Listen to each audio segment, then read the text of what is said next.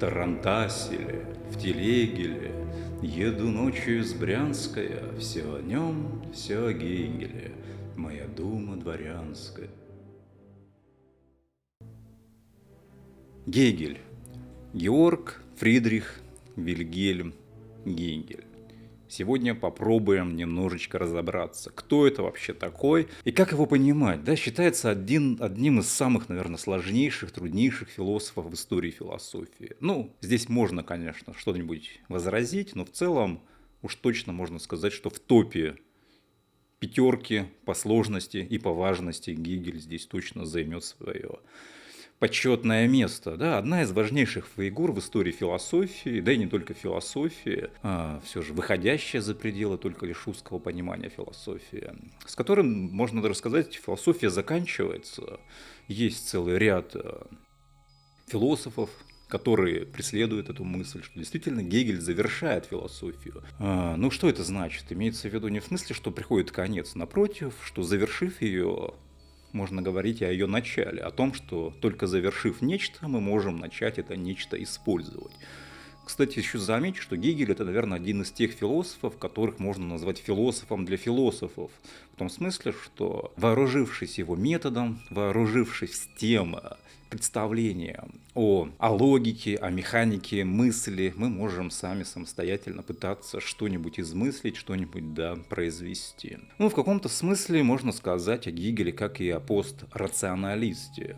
Причем сразу замечу, что пострационализм, это я здесь так сейчас для себя выдумываю, чтобы дать понять то, что делает Гегель. Дело в том, что Гегель, да в принципе, как и до него Кант, он различает понятия рассудка и разума. Но вот если для Канта разум доходит до определенных пределов, в частности до антиномии чистого разума, и тем самым сталкиваясь с невозможностью помыслить некоторые вещи, навязанные, собственно, природой самого человека, то для Гегеля нет ничего невозможного. Разум для него становится абсолютом в конечном счете. Да? Он стремится к абсолюту, к познанию абсолюта, и, разумеется, поскольку руководствуемся разумом, то и разум здесь не может не быть абсолютом, то есть превосходящим какое-то обыденное представление. Для Канта познание Бога в рамках разума было невозможно принципиально. Да? Мы не можем познать Бога. Он критикует онтологическое доказательство существования Бога. И как бы на этом, можно сказать, все покончено. Мы ничего познать не можем. Все, что мы познаем по мысли Канта, все это только лишь наши феномены. Гегель с этим не согласен. Гегель пытается построить такую систему, при которой разум дойдет до истинности бытия. Да, различает понятие разума и рассудка. Если совсем коротко, то рассудок – это наше логическое начало, это наша наука. Без него мы не можем, разумеется, да? Мы не можем с вами отбросить рассудок, несмотря на то, что он является таким промежуточным между чувственностью и разумом. А разум – это, собственно, философия, это, собственно, то, что позволяет нам с вами познавать бытие в его абсолютном становлении. Разум без рассудка есть ничто, а рассудок без разума – это нечто, заметит по этому поводу Гегель. Можно еще отметить, что метод и предмет Гегеля, они тесно между собой переплетаются. Иногда его философию называют диалектикой, но в строгом смысле это не совсем корректно. Гораздо лучше говорить о нем как о спекулятивном философе, как он сам говорит о себе, либо говорить о нем как абсолютном идеалисте. И я надеюсь, в нашей небольшой беседе будет понятно, о чем идет речь.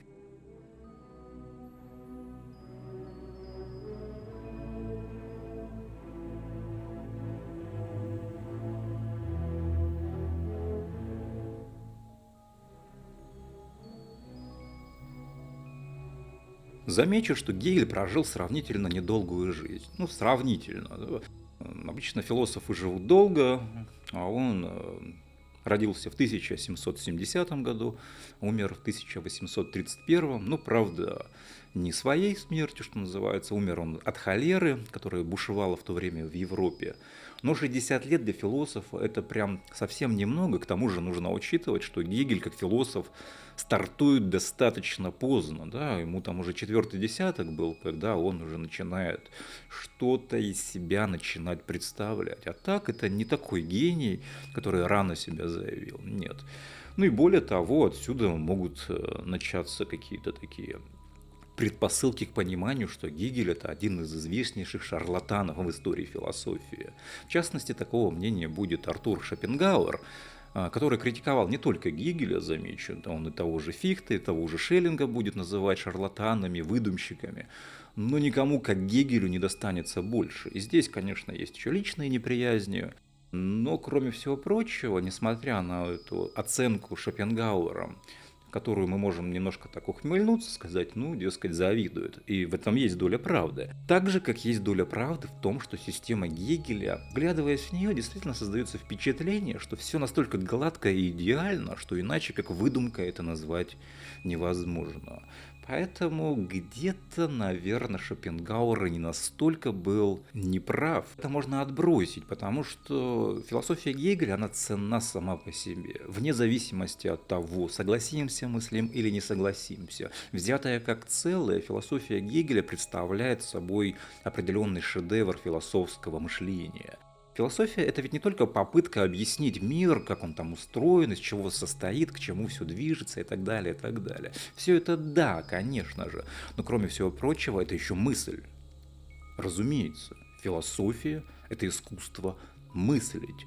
И вглядываясь в философскую систему того или иного мыслителя, мы можем отбросить за скобки, что называется, содержание. Нам интереснее посмотреть, как он это делает, как он мыслит, что стоит за истоком его мышления. Это гораздо важнее даже, чем формальное содержание его мышления.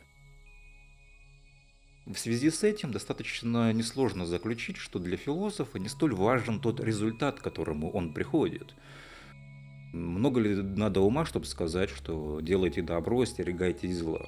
В принципе, много ума здесь не надо, чтобы сказать какие-то высокие истины такого вот уровня. Гораздо важнее посмотреть путь, ведущий к тому или иному представлению. И вот гегелевская философия – это, наверное, блестящий образец именно пути. Его философию, взятую как целое, можно было бы сравнить, наверное, разве что с романом Пруста «В поисках утраченного времени», потому что это действительно такая одиссея мышления, одиссея духа, при которой мы начинаем с чистейшего абстрактного начала и доходим до полноты конкретного абсолютного знания. Сказанное позволяет нам прояснить подступы к пониманию философской системы Гегеля. Сам он и говорил об этом, что его мышление есть мышление от абстрактного к конкретному. Вот если мы с вами сейчас поймем, что значит от абстрактного к конкретному, то в целом у нас уже появится небольшой ключик к пониманию всей системы Гегеля. Но прежде я бы хотел отметить ключевые работы Георга Фридриха Вильгельма Гегеля. Есть несколько работ. Это феноменология духа, являющаяся по сути введением в систему Гегеля. Далее наука логики или большая логика, а также энциклопедия философских наук в 3 томах, которая состоит из логики или малая логика, из философии природы и философии духа. Возникает, конечно, логичный вопрос, что со всем этим нам делать и как подступиться к изучению философии Гегеля. Есть несколько возможных сценариев изучения Гегеля. Можно изучать сначала феноменологию духа, потом науку логики, потом энциклопедию философских наук. Можно сначала науку логики, потом энциклопедию, потом феноменологию. В принципе, его система имеет круговой характер. Она завершается тем, с чего будет начинаться. И в связи с этим можно начать, в принципе, с чего угодно. И если мы проделаем путь мышления, как это делает Гегель, то мы все равно всю систему целиком сможем с вами схватить. Поэтому это абсолютно не важно. Совсем другое дело, если мы преследуем какую-то иную цель, а именно хотя бы попытаться облегчить себе понимание системы. И в таком случае можно было бы говорить о 2 сценариях. Либо мы качестве введения берем науку логики, большую логику, либо идем сразу же по энциклопедии философских наук. Но там мы рискуем, конечно же, сильно заскучать. Поэтому я обычно начинаю именно с науки логики. Можно, конечно, еще заметить, что у Гегеля есть различные лекции, записанные его учениками, и которые были опубликованы уже после смерти философа в 1831 году. Это там лекции по эстетике, лекции по истории и философии и ряд других моментов. Но в целом это можно сейчас опустить, поскольку я преследую своей целью сделать некоторое введение в систему через науку логики. Я хочу сегодняшний наш разговор построить вокруг, во-первых, некоторого общего принципа философии Гегеля, а во-вторых, проиллюстрировать ее на примере науки логики или большой логики.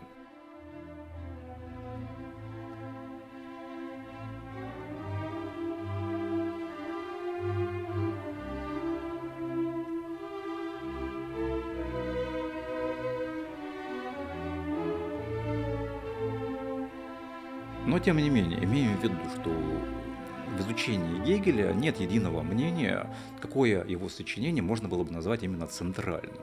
Поскольку, вот опять же, его система имеет круговой характер, то мы рано или поздно все равно выплывем туда, к чему нам нужно выплыть, а именно к абсолюту. Можно заметить сразу, что абсолют – это ключевое понятие философии Гегеля. Все к этому стремится. Как его интерпретировать? В целом можно в двух возможных интерпретациях представить абсолют. Либо мы понимаем под абсолютом божественную реальность, в принципе, больше оснований полагать, что так оно и есть, либо можем смотреть на абсолют с каких-то атеистических векторов мышления. В принципе, ничего из этого не будет. У нас есть правое гегельянство, есть левое гегельянство, и, в принципе, и ничто им не мешает существовать и решать свои различные задачи. Итак, наука логики. Над этим трактатом он работает с 1808 года по 1816. В ней как нельзя лучше отражен принцип мышления Гегеля, а именно то, что он называет движение от абстрактного к конкретного. Абстрактное по Гегелю – это рассудочное познание, а также повседневное. Есть у него небольшая работа, которая так и называется «Кто мыслит абстрактно?». В ней Гегель объясняет, в частности, кто мыслит абстрактно? Необразованный человек, а вовсе не просвещенный. В приличном обществе не мыслят абстрактно, потому что слишком просто, слишком неблагородно. Неблагородно не в смысле принадлежности к низшему сословию, и вовсе не из тщеславного желания задирать нос перед тем, чего сами не умеют делать, а в силу внутренней пустоты этого занятия. Почтение к абстрактному мышлению, имеющую силу предрассудка, укоренилось столь глубоко, что те, у кого тонкий нюх, заранее почуют здесь сатиру или иронию. А поскольку они читают внутренние газеты и знают, что за сатиру назначена премия, то они решат, что мне лучше постараться заслужить эту премию в соревновании с другими, чем выкладывать здесь все без обиняков. Гегель понимает абстрактное как результат абстрагирования. Любое понятие существует как абстракция, при которой мыслится только что-то существенное, что-то такое, что составляет ее суть, и при этом все остальное находится за скобками. То, что можно назвать несущественным. При этом за скобками может оказаться и весь мир. По большому счету так оно и есть. У нас есть понятие, и его ограниченность схватывает только нечто существенное, что позволяет нам впоследствии определить через это понятие некую действительность. При этом за скобками оказывается весь мир. И более того, с точки зрения Гегеля, так оно и есть, поскольку конкретное в своей полноте и есть не что иное, как абсолют, сковывающий в себе всю полноту бытия. Для иллюстрации, что значит мыслить абстрактно, Гегель приводит такой пример. В обосновании своей мысли я приведу лишь несколько примеров, на которых каждый сможет убедиться, что дело обстоит именно так. Ведут на казнь убийцу. Для толпы он убийца и только. Дамы, может статься, заметить, что он сильный, красивый, интересный мужчина. Такое замечание возмутит толпу. Как так? Убийца, красив. Можно думать столь дурно, можно и называть убийцу красивым. Сами, небось, не лучше. Это свидетельствует о моральном разложении знати. Добавить, быть может, священник, привыкший глядеть в глубину вещей сердец. Вот несложно, кстати, заметить, что в этом примере Гегель предельный христианин.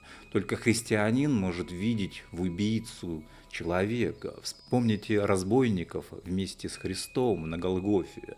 «Ныне же будешь там», да, говорит Христос. То есть он видит человека в человеке, а не убийцу.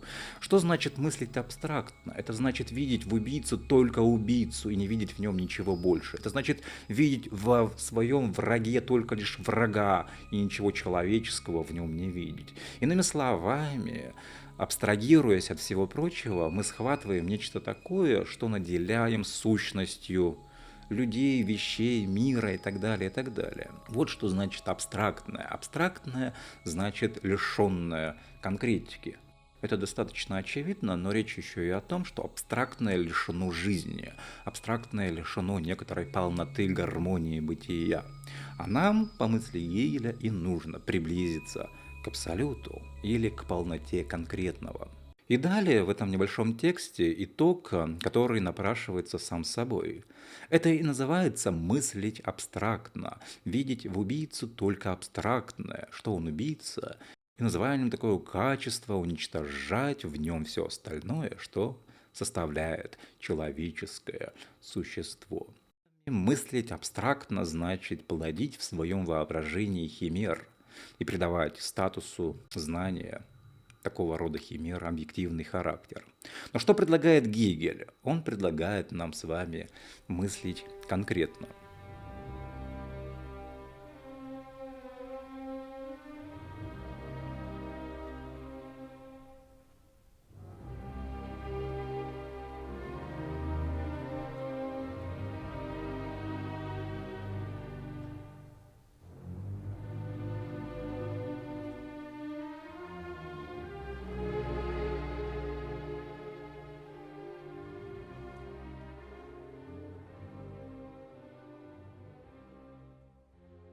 И вот наука логики. Сразу нужно оговориться, что логика в понимании Гегеля это не та же самая формальная аристотелевская логика, которая там про А есть А и прочие замечательные законы. Нет, здесь для нас Гегель говорит о формах мышления. Еще раз обратим внимание, что целью всей системы Гегеля является абсолют. И первой точкой, отправной точкой к этому абсолюту является мышление, чистые формы мышления. Еще раз обратим внимание, что целью системы является постижение абсолютного духа, но путь к нему лежит через формы его мышления, а это и есть логика. Логика – это форма абсолютного духа, его каркас, его леса. И конечной точкой такого рода логики является абсолютная идея. Наука логики состоит из трех частей – учение о бытии, о сущности и о понятии. Любая система, любая философия имеет свое начало, и система Гегеля в этом ряду не является исключением. И Гегель начинает с чистого бытия. Чистое значит лишенное содержания, чистая абстракция. Она может быть дана только умозрительно, как результат абстрагирования от всего. Помните, от абстрактного к конкретного. Вот теперь мы находимся в точке абсолютного абстрактного, то есть лишенного абсолютного содержания. Это и есть, собственно, начало бытия. Далее мы можем, конечно же, начать вопрошать себя о содержании этой чистой абстракции. Но поскольку содержания в нем никакого нет, поскольку мы абстрагировались от всего прочего, то мы вместе с Гегелем вынуждены здесь признать, что она суть ничто. Так, внутри чистого бытия мы находим с вами ее противоположность, а именно ничто. Так Гегель находит внутри чистого абстрактного бытия его противоположное начало, а именно ничто. Здесь я сделаю небольшую паузу и напомню, возможно, вам известное представление о том, что гегелевская диалектика является движением от тезиса-антитезиса к так называемому синтезу. Это не очень, наверное, хороший пример, потому что обыденное понимание этого принципа предполагает, что антитезис как бы противопоставляется тезису. Но у Гегеля он не противопоставляется, он извлекается из самого тезиса. То есть мы усилием ума, движением ума, что очень важно подчеркнуть здесь, мы выводим здесь антитезис из самого этого тезиса. Ну и к тому же этот самый синтез не является уничтожением, не является чем-то таким, что позволяет говорить о завершенности. Если бы это было только так, то действительно мы могли бы говорить о философии Гегеля как о такой дешевой диалектике, но нет. Итак, мы с вами пришли к чистому ничто. В связи с этим еще можно было бы обратить внимание, а почему, собственно, ничто? Ведь гораздо более очевиднее было бы сказать, что внутри бытия мы должны были бы найти небытие. И Гегель понимает этот момент, однако не придает ему существенного значения, давая понять, что в перспективе мы рано или поздно все равно придем к этому самому ничто. Можно лишь заметить, что это самое ничто является возможностью любого отрицания. Как, скажем, это будет уже в философии Хайдеггера или того же Сартра, для которых ничто первичное по отношению к отрицанию, а небытие, конечно же, есть отрицание. Однако отрицание вторично по отношению к ничто. Итак, мы имеем с вами противоположности, а именно бытие и ничто. В этом единстве появляется доля конкретики, да, уже есть какое-то содержание, первое зерно конкретного, а именно они и образуют понятие становления. Это можно было бы сравнить с тем же огнем Гераклита. Не случайно Гегель в одном месте замечает, что в его логике нет ничего, чего не было бы у Гераклита. В известном смысле действительно можно было бы рассматривать гегелевскую логику сквозь призму Гераклита, но есть определенные нюансы, с которыми мы еще с вами столкнемся.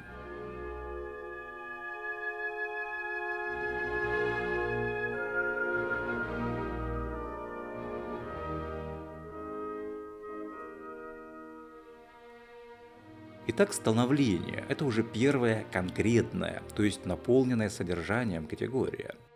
И как у Гераклита, так и здесь все, что существует, существует в этом потоке становления. Мир живет, он вечно пребывает в состоянии абсолютного беспокойства становления, созидания и разрушения. Если мир остановится, он просто перестанет существовать. Здесь мы также видим одну из особенностей системы Гегеля, а именно принцип триады, который часто связывают вот с этим пресловутым тезисом, антитезисом, синтезом. Важно понять, что антитезис мы находим в самом тезисе, он уже там содержится, мыслится, хотя и неявно, смутно он уже там. Наша задача его дедуцировать, вывести оттуда, а не противопоставить его как чему-то внешнему. И то же касается и синтеза. Синтез – это лишь игра ума, а не уничтожение посылок. Каждый из этих моментов не уничтожается, но является частью всей системы. И каждый момент есть шаг на пути к абсолюту. Можно заметить, что для Гегеля важно подчеркнуть поэтапность становления его системы. Поскольку это рационализм, он не может здесь схватить в единстве интуиции или еще каким-то там мистическим, религиозным опытом или через искусство и так далее, и так далее. Нет, он рационалист, а рационалист, он все-таки так или иначе дедуктивно выводит свою систему. Каждый шаг этой системы является неотъемлемым компонентом развития абсолютного духа. Так зафиксируем, что отрицание – это не уничтожение, но развитие. Отрицание – это механизм восхождения к конкретному. Но для характеристики отрицания Гегель употребляет термин «снятие». Одно из важнейших понятий гегелевской системы, а именно снятие, что означает упразднение и одновременно сохранение. Скажем, в понятии становления бытие и ничто, они находятся уже, оно находится в снятом виде. Становление, к чему-то стремиться. В становлении мы находим с вами противоположности бытия и ничто, но все равно это становление к чему-то стремится. И к чему же оно может стремиться? Очевидно, оно может стремиться лишь к тому, чтобы стать ставшим. И Гегель называет это наличным бытием или дазайн. Это, собственно, бытие реальных предметов. Но что позволяет нам отличать одни предметы от других? Его качество, разумеется. Да? Предметы обладают качествами. Это и позволяет нам различать одни предметы от других. А это уже есть некоторая определенность, тождественная с бытием. Его изменчивость порождает другое бытие. Итак, нечто, устремленное к иному, к преодолению своих границ, становится другим нечто, но таким же конечным, то есть стремящимся к своему концу. И так все движется бесконечно, что Гегель называет дурной бесконечностью. Но эта самая дурная бесконечность отличается от подлинной бесконечности, в которой есть завершенность. Подчеркнем, дурная бесконечность – это бесконечность, лишенная потенциального конца. Итак, оно отличается от подлинной бесконечности, в которой есть завершенность. И чтобы это произошло, необходимо исчезновение этого нечто по отношению к иному. То есть необходимо отношение только к себе. Так, собственно, появляется новое бытие, а именно бытие для себя, обладающее и законченностью, и бесконечностью. Это позволяет ему перейти уже к новой категории, а именно качеству. Да, говоря о противоположностях как противоречиях, нужно все время держать в уме, что они дедуцируемы, то есть выводимы. Нужно отличать это от бытового противоречия, да, когда вам сегодня говорят одно, завтра другое, когда вы сегодня одно, завтра третье и так далее. Это не то противоречие, да? Это подрывает доверие коммуникации. И Гегель не об этом. Далее появляется категория количества. Категория безразличная для бытия, поскольку ее изменение никак не влияет на сущность. Ну так, если мы с вами, например, поправимся на килограмм или даже на 2, то мы с вами не перестанем быть собой. Наше бытие от этого никак не изменится. Мы не перестанем быть самими собой. Однако только до известного предела, после которого может наступить уже качественное изменение. Так, если набрать 1 килограмм, или 2, или 3, то качество нашей жизни не особо-то изменится. А вот если 20, 30, 40, 50, 100, то, конечно же, это отразится на нашем здоровье. Да? Мы пострадаем определенным образом. На нашем образе жизни это очень сильно отразится. То есть наше бытие изменится. Так количественные изменения переходят в качестве. Из этого даже впоследствии различные левые гегельянцы пытались вывести так называемый закон перехода количество в качество. Замечу сразу, что сам Гегель никаких законов не выдумывал. Он лишь иллюстрирует здесь, как работает его система, как из одной категории выводится другая категория, дедуцируется другая категория.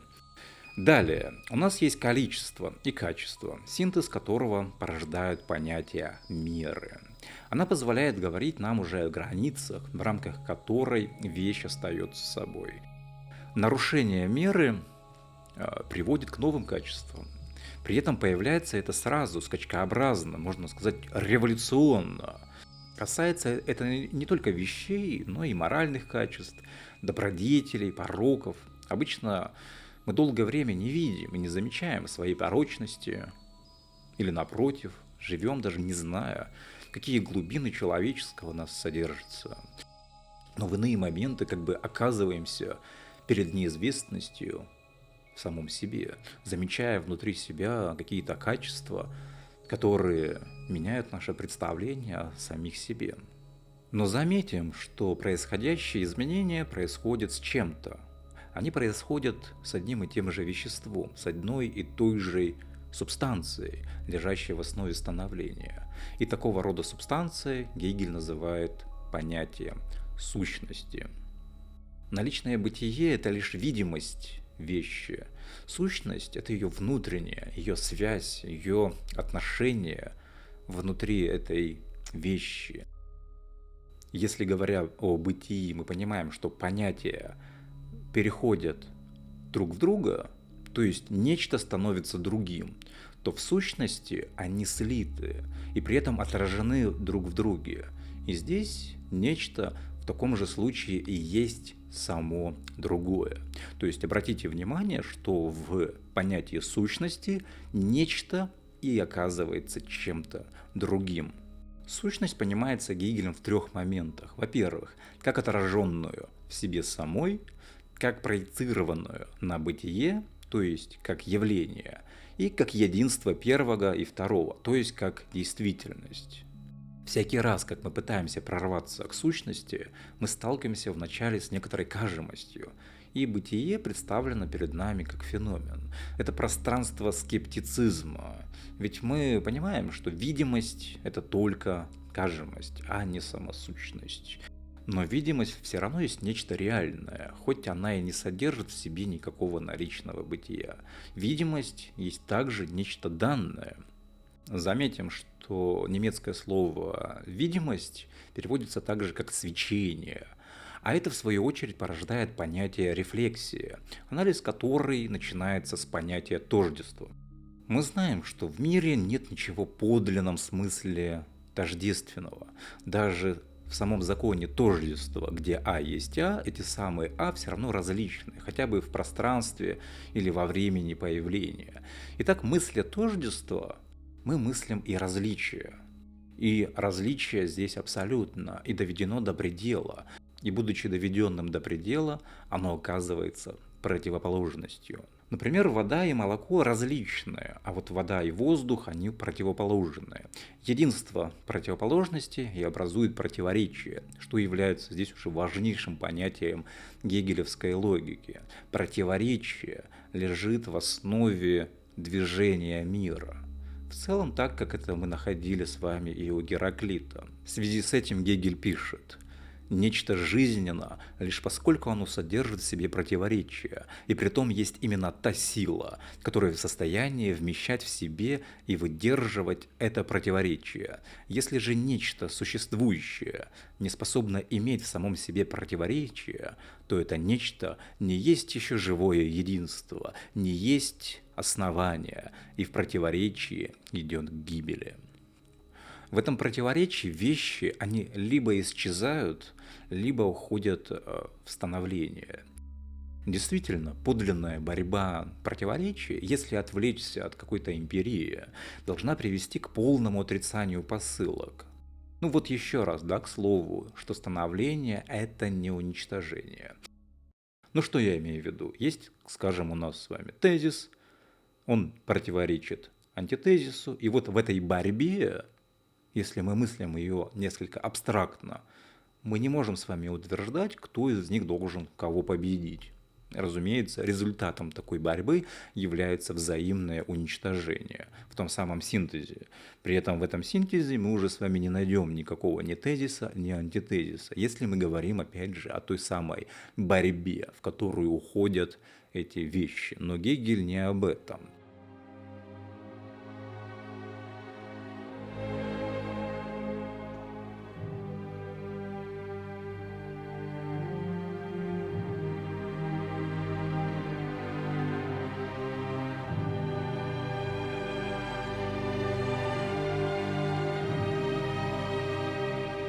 Поэтому мы переходим здесь к анализу понятия основания. Здесь он говорит о форме и о содержании, а именно о их связи и единстве, о единстве формы и содержания. Форма обладает двойным отношением к содержанию. Есть некоторая внешняя форма, равнодушная к своему содержанию. Скажем, корпусу системного блока как бы безразлично, какое там у него железо состоит. Вот внешняя форма. Но есть еще другая форма, тождественное содержанию. Пример Гегеля связан с искусством. Скажем, каким бы ни было бы интересным содержание картины, она все-таки не в этом содержании. Она в полноте своего бытия обладает еще и определенной формой, в которой и явлена эта картина. Мы бы сказали даже, что форма здесь важнее содержания, но Гегель заметит, что только те произведения искусства, в которых содержание и форма тождественны, представляют собой истинное произведение искусства. Ну и действительно, если мы находимся в пространстве классической эстетики, отвлечься совершенно от содержания будет невозможно. Но я бы здесь в скобках заметил, что для искусства содержание не столь существенно, как та форма, в которой она явлена. И иногда форма являет для нас гораздо больше интерес, чем то, что изображено там на той или иной картине. Поэтому, вглядываясь в картины Ван Гога, не так важно, что он будет изображать. Будет это башмаки или какой-нибудь картофель. Для нас гораздо интереснее то, как видит мир художник, то, какие формы он умеет запечатлевать этот видимый мир. А содержание уже оказывается чем-то вторичным. Но для Гегеля здесь все равно яркий пример того, как содержание и форма достигают своей абсолютного единства.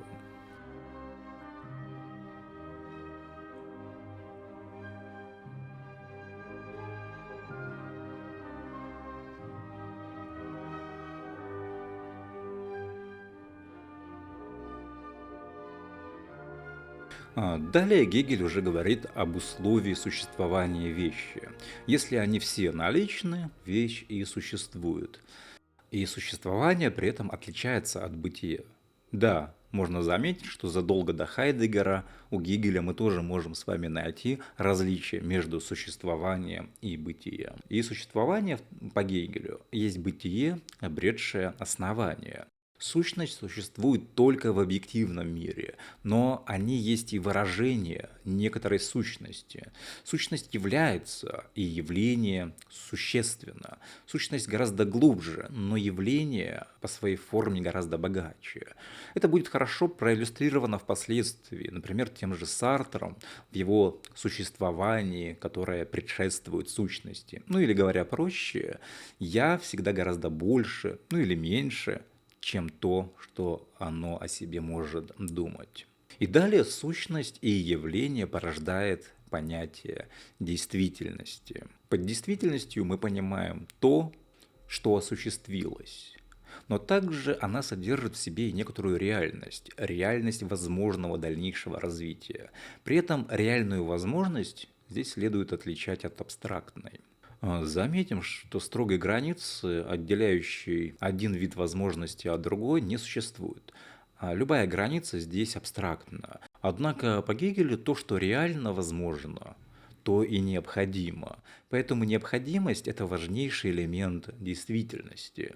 Но необходимость, она всегда связана со своей противоположностью, как в принципе и везде всегда у Гегеля, а именно со случайностью. Случайность есть такое бытие, основание которого не находится в нем самом. Случайность, она как бы свободна не быть, поэтому мы иногда противопоставляем с вами свободу и необходимость.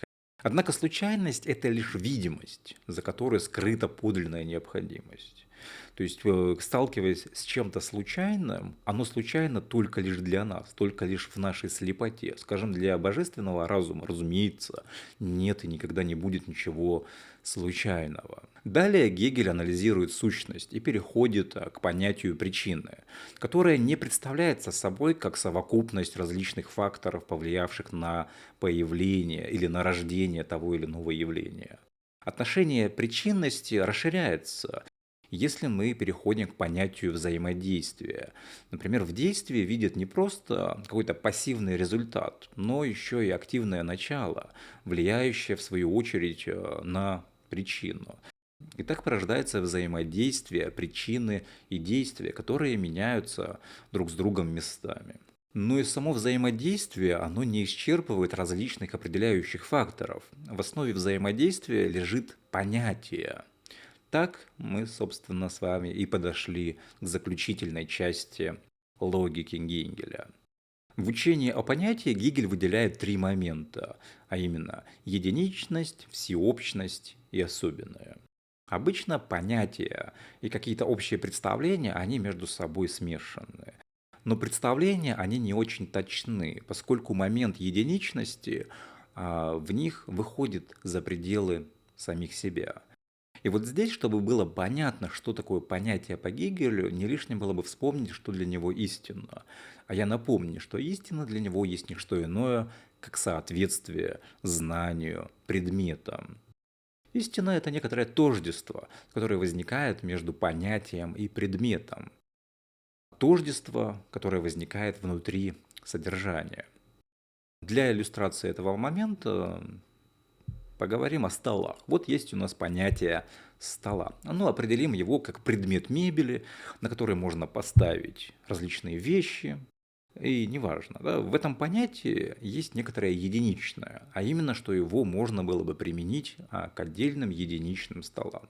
Скажем, если бы у нас есть с вами понятие, которое мы не можем с вами применить к какой-то отдельно взятой вещи, единичной вещи, то оно, в принципе, лишено какого-то смысла, лишено значения. Зачем нам понятие, по отношению к которому у нас с вами нет реальности? В связи с этим, кстати, не лишним было бы напомнить то, что Гегель реанимирует так называемое онтологическое доказательство существования Бога. И теперь ясно, в связи с чем. Касательно же стола, всеобщим моментом оказывается то, что стол является предметом мебели, мало ли еще какие бывают предметы мебели. А особенно это те функции, которые оно выполняет. Ну, в частности, предмет мебели, на который можно раскидать вещи. Вот это раскидать вещи, это есть нечто особенное в этом понятии. Но единичное оказывается как бы вне понятия, потому что стол реальный в самом понятии-то не находится, но оно находится в снятом виде. Единичный момент в понятии как бы находится за скобками самого понятия, но оно с ним тесно связано, поскольку иначе мы, используя различные понятия, не могли бы с вами натыкаться на их реальные репрезентанты. Таким образом, в понятии мы находим нечто реальное, а не только абстрактное. То есть в самом понятии стола с необходимостью содержится то реальное, то единичное, что мы с вами можем найти в реальном мире. Итак, истина есть совпадение понятия и объективности, понятия и реальности. Понятно, что в такой связи истина не может быть чем-то абстрактным, чем-то лишенным конкретного содержания. Еще более бессмысленным в связи с этим было бы говорить об истине как о чем-то субъективном, о субъективном компоненте, моменте и так далее. Науки в связи с этим мыслят лишь абстрактно, то есть абстрагируясь от всего прочего, рассматривая бытие в своей частной плоскости. Истина же, она может быть либо теоретической, либо практической.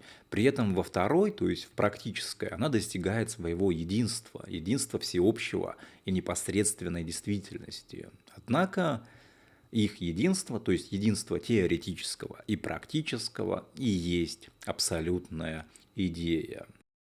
Мир, понимаемый как органичное, целостное единство, должен содержать и предельно конкретную истину, абсолютную истину или абсолютную идею. Это и есть та самая полнота конкретного, к которому и стремится Гегель.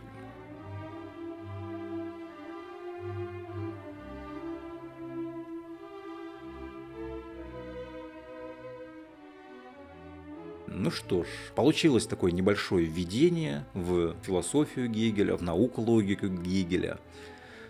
Понятно, что многие углы пришлось срезать, многое я упустил, но, наверное, я смог как-то проиллюстрировать то движение от абстрактного к конкретному, которое мы можем найти в системе Гегеля. Понятно, что все то, что я сказал, но не лишено возможности быть предметом критики, поэтому, если вдруг случайно вы дослушали до конца и вам есть что сказать, хорошее или плохое, обязательно делитесь. Ну а сейчас я прощаюсь и до новых встреч. Пока-пока.